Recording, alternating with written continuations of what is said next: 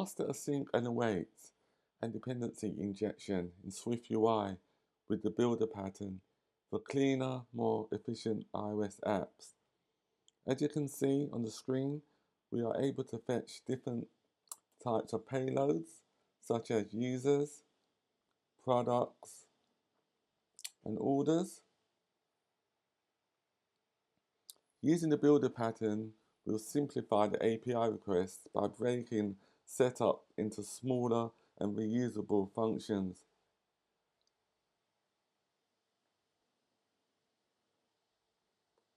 This is the application that we will be creating in this tutorial.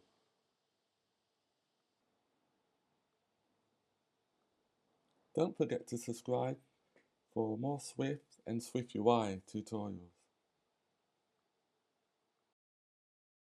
In this tutorial, we will implement the list view model. The purpose of the list view model is to fetch data asynchronously from the builder pattern, where that data will be ready for the view. The first thing we need to do is to create a new Swift file.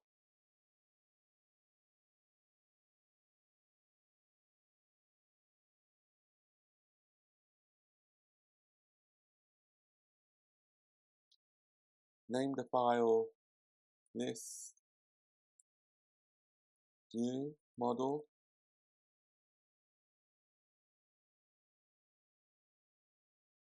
Import observation.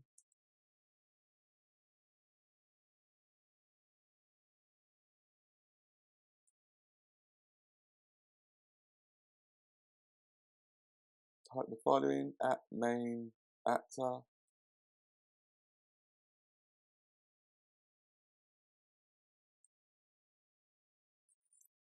At observable.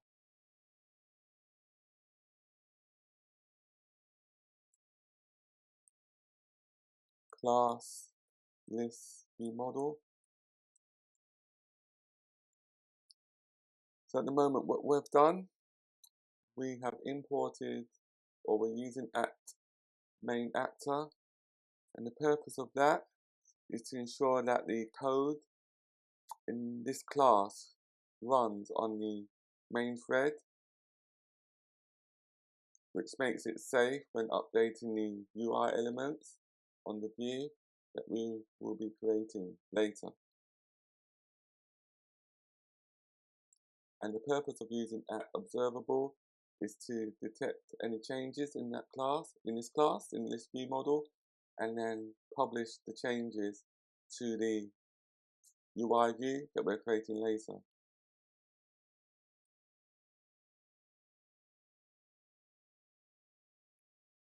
Var users, user, var product, var orders, order, var error message,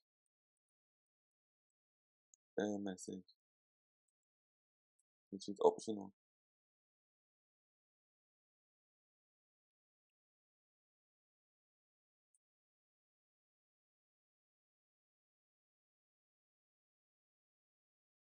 Make the language translator functional. The first thing we need to do is register for an API key. In this lesson, we will create the downloading translation view.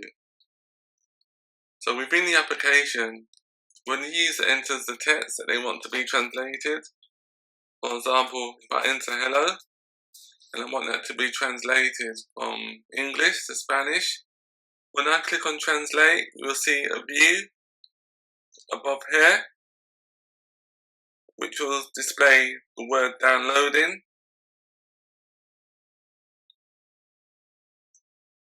Learn to build a language translator apps with SwiftUI Master UI Design, API integration, and hands-on projects. Enroll now and start building. The next thing we need to do is to create a did_set property to keep track of the currently selected tab.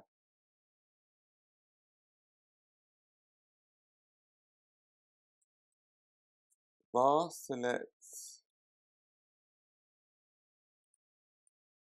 selected tab, content view tab. Don't think tab exists on the content view as yet.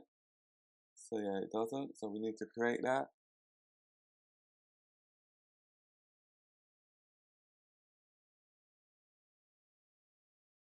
We create that after lines 10, anywhere after lines 10.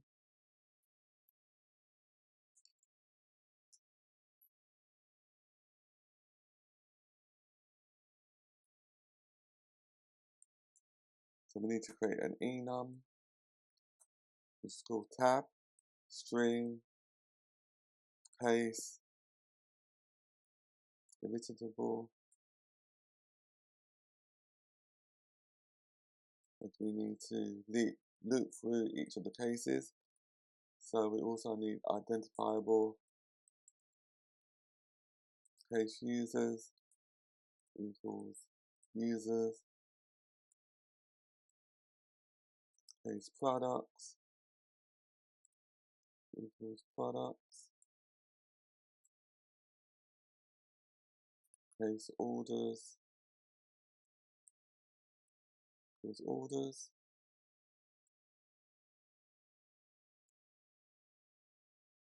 var ID, string, cell, raw value.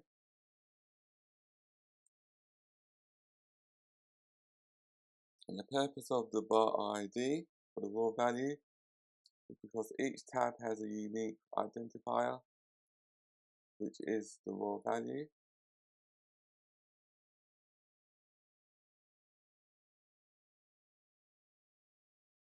We now need to navigate back to our list view model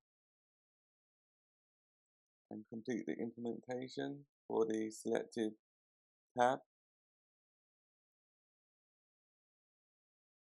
equals .user. So that means it selects the default tab to the users on the tab view.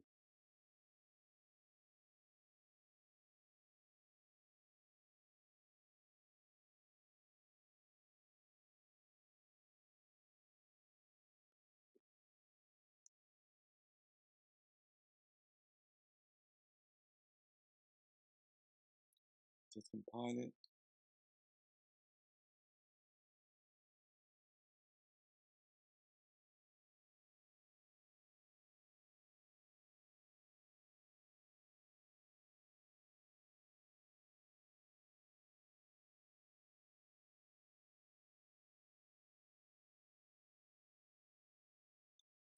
There's an error somewhere. Enum case users has no associated value.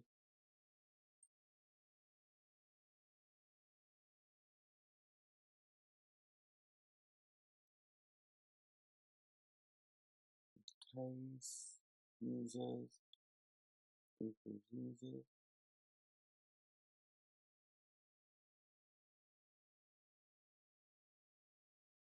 Case orders is orders.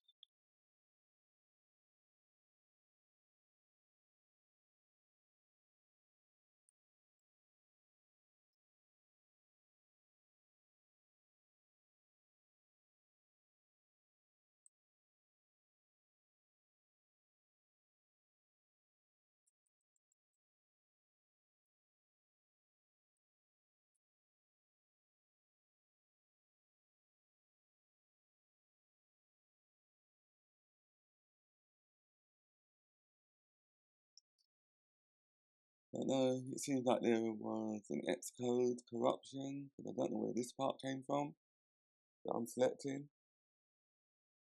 So I'll delete that line.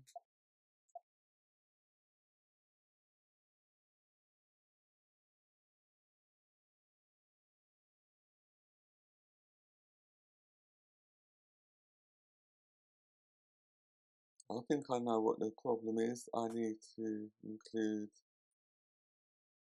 did set. I think I missed that out earlier. Task, await, and then we need to create another method that's called fetch data, and that needs to be called within our asynchronous task.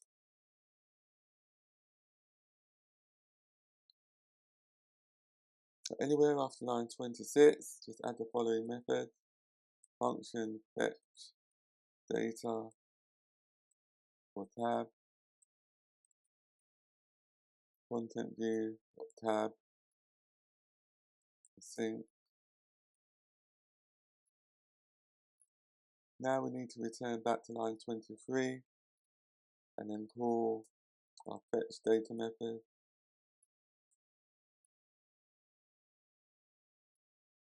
for the selected tab.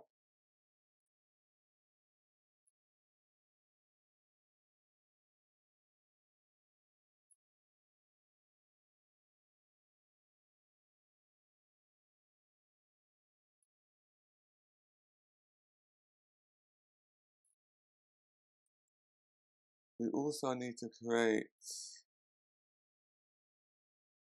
a builder object, private let builder,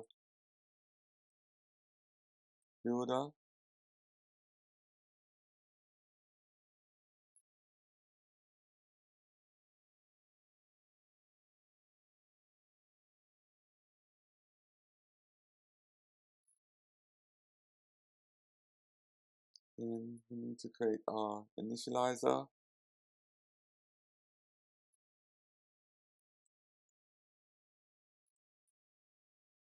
init builder,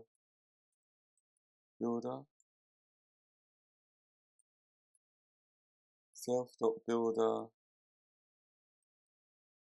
is equal to builder.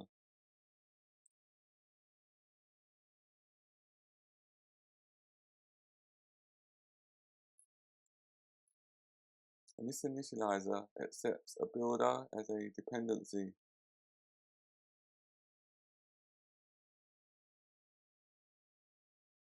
And the good thing about this is that it's useful for injecting a custom builder during testing or just trying out the app.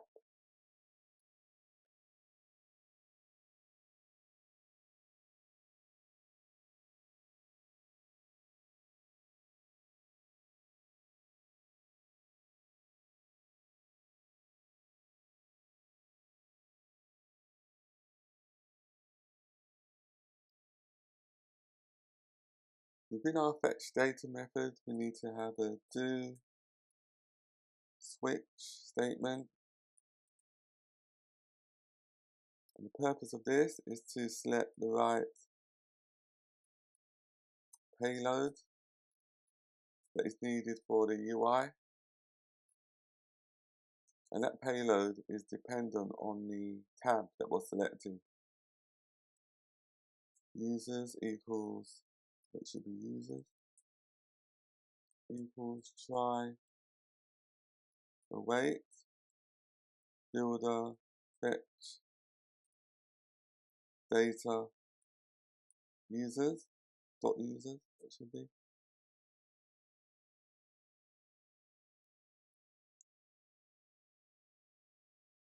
And that fetches the user's data asynchronously from the builder and assigns it to the user's property.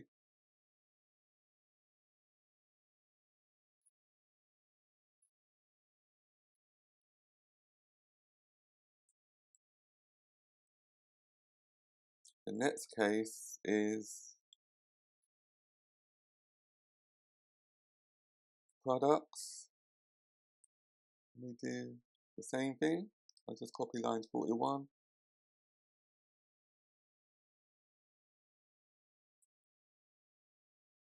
And assign the return values or the array to products. And we need dot products for the type.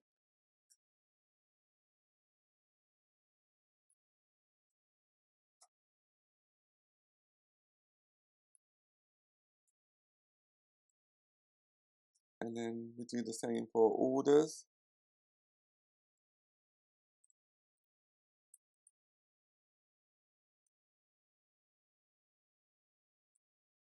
Dot orders.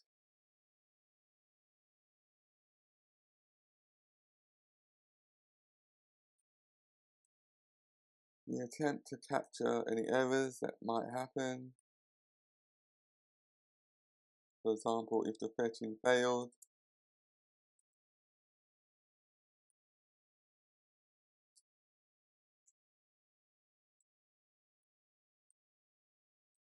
failed to fetch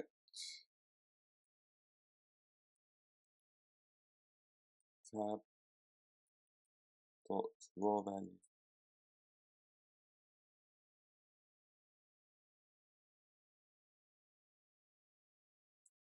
And then display the actual error, which is error dot localized description.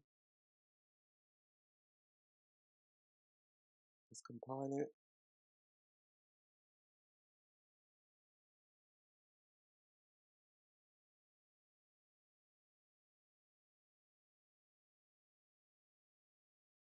In the next tutorial, we will create our generic data list view that can be used to display any of our JSON payloads.